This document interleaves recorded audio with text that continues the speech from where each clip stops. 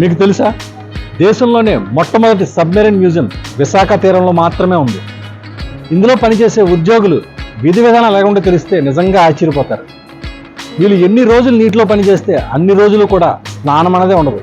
వీళ్ళు పేరుకే నీటిలో ఉంటారు, కానీ వీళ్ళకి మంచినీరు మాత్రం దొరకదు. ఎమర్జెన్సీ పర్పస్ అప్పటికప్పుడు తయారు చేసుకోవడం కేవలం వంటకి మాత్రమే వీళ్ళు తయారు చేసుకుంటారు.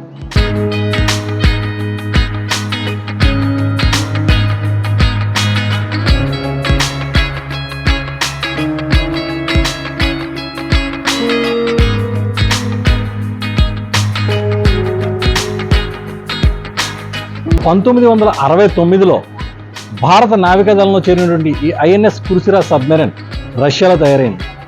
1971 భారత్ పాక్ మధ్య జరిగిన యుద్ధంలోని కీలక పాత్ర కూడా పోషించింది. సుమారు 31 సంవత్సరాల పాటు భారత నావికాదళానికి సేవలు అందించి డీకమిషన్ అయి తర్వాత ఇక్కడ ప్రదర్శనగా ఏర్పాటైంది.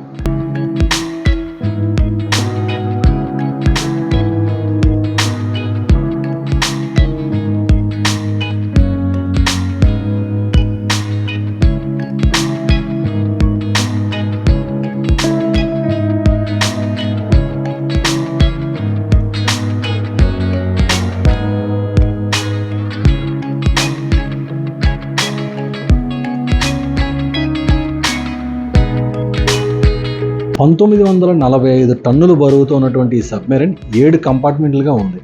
ఈ 7 కంపార్ట్మెంట్ ఉన్న సబ్మెరైన్లోని సిబ్బంది అసలు పని విధానాలు ఎలా ఉంటాయి, ఈ నీటిలో ఉండేటప్పుడు వీళ్ళు ఏ విధంగా అక్కడ పనిచేస్తుంటారు, అలాగే ఈ నీటిలో ఇది జలాంతర్గం ఎలా పసిగడుతున్న వంటి విషయాలు మనం తెలియజేసేందుకు ఇప్పుడు మనతో పాటు ఇందులో పనిచేసి రిటైర్ అయినటువంటి ఉద్యోగి మనతో పాటు ఉన్నారు. సార్ చెప్పండి, అసలు దీని విధి విధానాలు ఎలా ఉంటాయి, ఇందులో ఉద్యోగస్తులు ఏ విధంగా ఉంటారు? ఈ సబ్మెరైన్ పేరు INS Kursura, Indian naval submarine. 1969లో రష్యా నుంచి ఫస్ట్ కొనుక్కున్నాం, తర్వాత సొంతంగా తయారు చేసుకుంటున్నాం. విశాఖపట్నంలోనే తయారు. 31 సంవత్సరం సర్వీస్ చేసింది. తర్వాత వీటికి రిటైర్మెంట్ ఇచ్చి ఇలా మ్యూజియం కింద పెట్టారు. The first submarine museum in south east Asia. ఈ ఆకుపచ్చ రంగుల్లో ఉన్నాయి చూస్తే ఇవే టార్పిడోస్ అంటారు, అండర్ వాటర్ బాంబ్స్. ఇలాంటివి 18 ఉంటాయి ఇక్కడ. 6 లోడ్ అయి ఉంటాయి, 12 స్టాండ్ బై. ప్లేస్ కావాలి కదా, తీసేస్తారు. చివరి 4 ఉంటాయి, అంటే శత్రువులకి 2 వైపులు అటాక్ చేసుకోవచ్చు. ఇవి సెల్ఫ్ గైడెడ్, అంటే శత్రువు ఎట్లాగ వెళ్తే అలాగే వెళ్తాయి. దీన్ని సెల్ఫ్ గైడెడ్ టార్పిడో అంటారు. ఇది 280 మీటర్లు నీటి క్రింద నుండి నడుస్తుంది. ఒకసారి కిందకి వెళ్తే 2 నెలలు ఉండొచ్చు. కొంచెం కష్టమే ఉంటుంది, కానీ తప్పదు. 75 మంది సైనికులు ఉంటారు. మొత్తం 7 కంపార్ట్మెంట్లు. ఫస్ట్ కంపార్ట్మెంట్లో బాంబ్స్, చివరి కూడా బాంబ్స్ ఉంటాయి. అంటే నీటిపైన రెడార్ ఎట్లా పనిచేస్తుంది, నీటి కింద move by sound, sonar. 4 officers నివసించు క్యాబిన్. 4 ఆఫీసర్స్ ఉంటారు. మొత్తం మీద 8 మంది ఇంక్లూడింగ్ అండర్ ట్రైనింగ్స్. ఇప్పుడు మనం చూస్తుంది ఇది ఏంటండి? ఇది dining hall. In case of emergency operation theatre. వీటి కింద బ్యాటరీస్ ఉంటాయి. వీటి గురించి చెప్తాను. Executive officer and engineering officer cabin.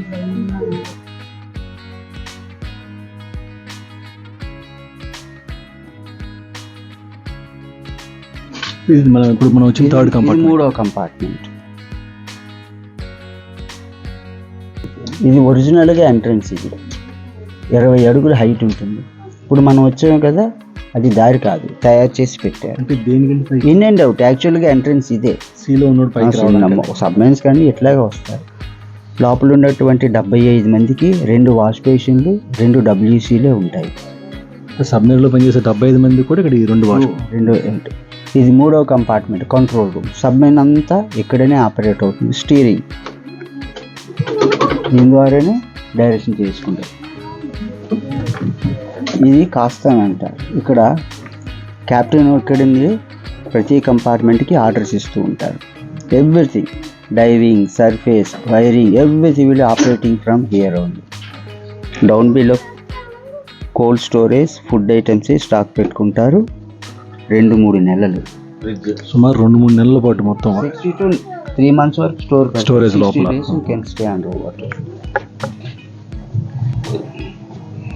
ఇది మెయిన్ బ్లోయింగ్ ప్యానల్ అంటారు. హ్యూమెటికల్ సిస్టమ్ హై ప్రెషర్ ఎయిర్తో వర్క్ చేస్తుంది.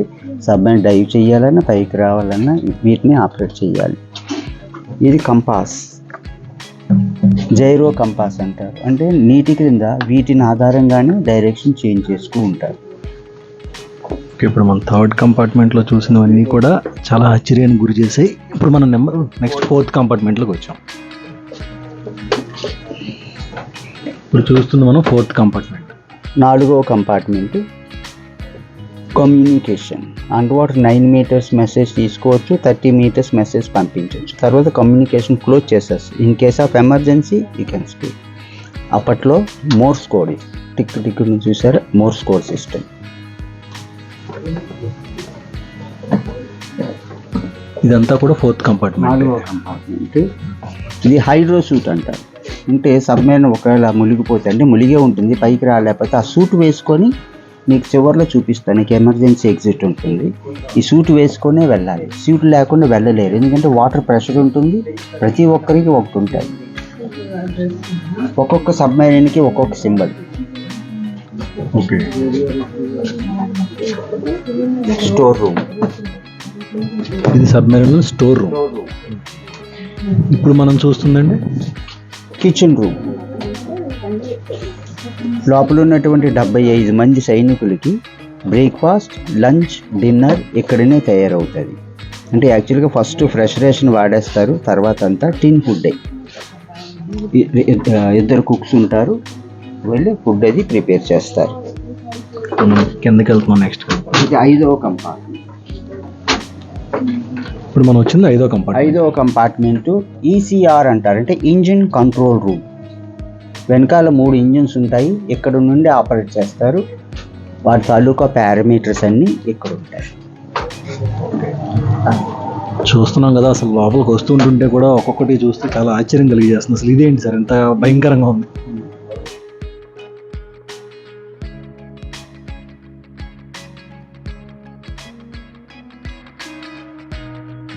మూడు డీజిల్ ఇంజిన్స్. ఒక ఇంజిన్ కవర్ తీసి పెట్టారు, 6 సిలిండర్స్, 4 స్ట్రోక్, 2000 హార్స్ పవర్. 2 ఇంజిన్లు రన్ చేస్తే ఒకటి స్టాండ్ బై. ఇది నీటి క్రింద 9 మీటర్ల వరకే ఇంజిన్ ద్వారా నడుస్తుంది. ఎందుకంటే ఇంజిన్ నడవాలంటే ఎయిర్ కావాలి, డీజిల్ బర్న్ అవ్వడానికి. అంటే 9 మీటర్స్ వరకు వాటర్ లెవెల్ వరకు ఒక పైప్ ఉంటుంది. 9 మీటర్ తర్వాత ఇంజిన్ ఆపేస్తారు. నెక్స్ట్ కంపార్ట్మెంట్లో 3 డీసీ మోటార్స్ ద్వారా నడుస్తుంది బ్యాటరీస్తో. 448 బ్యాటరీస్ ఉంటాయి, ఛార్జింగ్ చేసుకోవచ్చు ఇంజిన్ ద్వారా.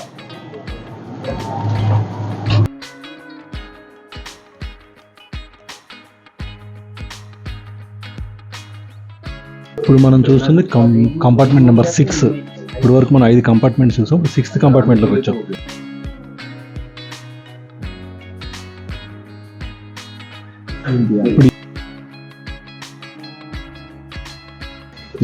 ఈ 3 DC Motors run by batteries.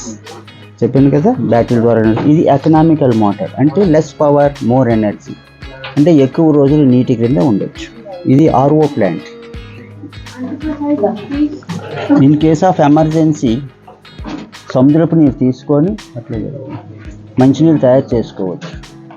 కానీ ఒక్క తాగడానికి, వంట చేయడానికి మాత్రమే. సబ్మెరైన్లో స్నానాలు లాంటివి ఉండవు. డిస్పోజల్ డ్రెస్సులు ఇస్తారు, 3 రోజులకు ఒకసారి యూజ్ అండ్ త్రో.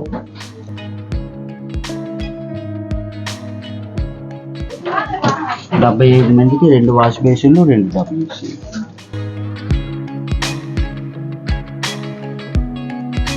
చివరి కంపార్ట్మెంటు 7వ కంపార్ట్మెంట్. మీరు అక్కడ సూట్ చూశారు కదా కిచెన్ రూమ్ దగ్గర, ఆ సూట్ వేసుకొని ఇట్లా వెళ్తారు. ఇది ఎమర్జెన్సీ ఎగ్జిట్. అత్యవసర సమయంలో కంపల్సరీగా సూటు వేసుకోవాలి, ప్రతి ఒక్కరికి ఒకటి ఉంటుంది. ఇక్కడ 7 ఇక్కడ 25 బెడ్స్ ఉంటాయి, ఇలా 3 టైర్స్ లాగా. ఇలాగ ఇక్కడ ప్లేస్ కావాలని తీసేశారు. 75 మంది సైనికులకి రొటేషన్లో పడుకుంటారు.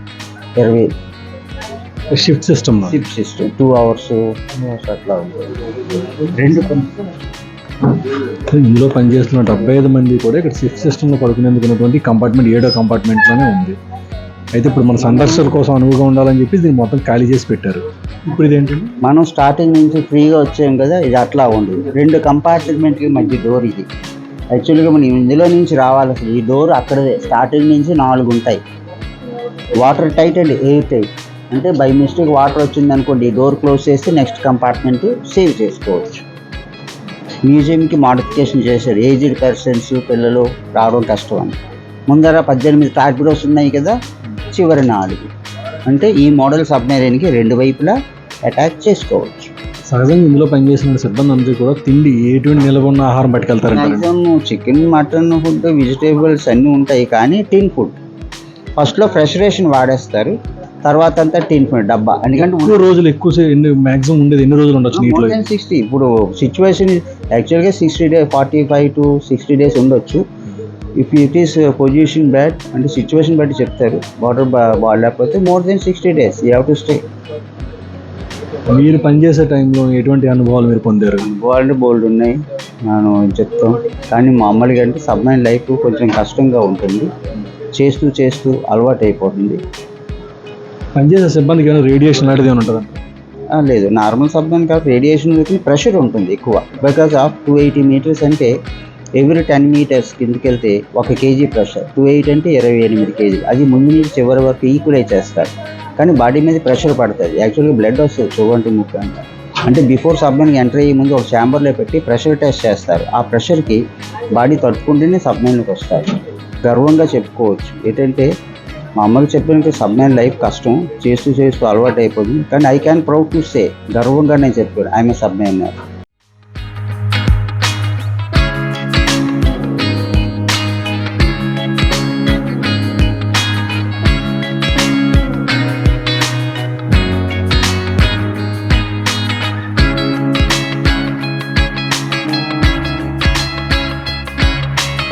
సహజంగా జలాంతర్గాములు రిటైర్ అయిన తర్వాత దాన్ని డీకమిషన్ చేయబడతాయి.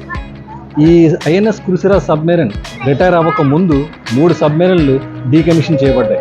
దీన్ని కూడా డీకమిషన్ చేద్దాం అనుకున్న సమయంలోని అప్పటి ఈస్టర్న్ నేవల్ కమాండ్ చీఫ్ దీన్ని డీకమిషన్ చేయకుండా విశాఖ తీరంలో ప్రదర్శనగా ఏర్పాటు చేస్తే ప్రజలకు ఎంతో ఉపయోగంగా ఉంటుంది, మంచి నాలెడ్జ్ పెరుగుతుందని చెప్పి ఆయన ఆలోచించి కేంద్ర ప్రభుత్వాన్ని సంప్రదించారు.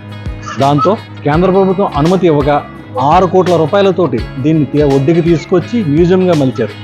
అప్పటి నుంచి ఇక్కడ విశాఖ వచ్చే టూరిస్టులందరికీ కూడా ఈ సబ్మెరైన్ ఎంతో విజ్ఞానంతో పాటు వినోదాన్ని కూడా అందిస్తుంది.